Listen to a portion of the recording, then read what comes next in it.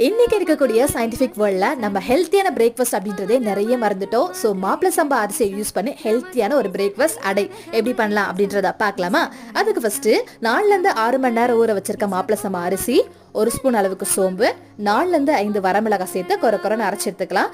அது கூடவே 1 மணி நேரம் ஊற வச்சிருக்க கடலைப்பருப்பு, தோரம்பருப்பு சேர்த்து இந்த அளவுக்கு அரைச்சு எடுத்துக்கலாம். இது கூடவே வெட்டி வச்சிருக்க வெங்காயம், கொஞ்சமா கருவேப்பிலை, கொத்தமல்லி அண்ட் கொஞ்சமா பச்சை மிளகாய் அண்ட் 1 கைப்பிடி அளவுக்கு முருங்கைக்கீரை சேர்த்து உப்பு சேர்த்து இது எல்லாத்தையும் நல்லா பிசைஞ்சு எடுத்துக்கலாம்.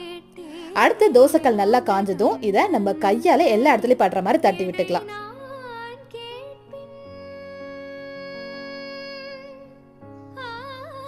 இப்ப இது கூடவே கொஞ்சமா நல்லெண்ணெய் சேர்த்துட்டு இதை சிம்ல வச்சு நம்ம வேகிற வரைக்கும் வெயிட் பண்ணுவோம்.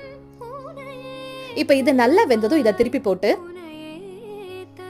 2 சைடும் நல்லா வெந்துருச்சுன்னா இதை ஒரு பிளேட்ல டிரான்ஸ்ஃபர் பண்ணி சாப்பிட்டோம் அப்படின்னா சூப்பரான சுவையில மாப்பிள சம்பா அரிசியில ஒரு அடை. இதை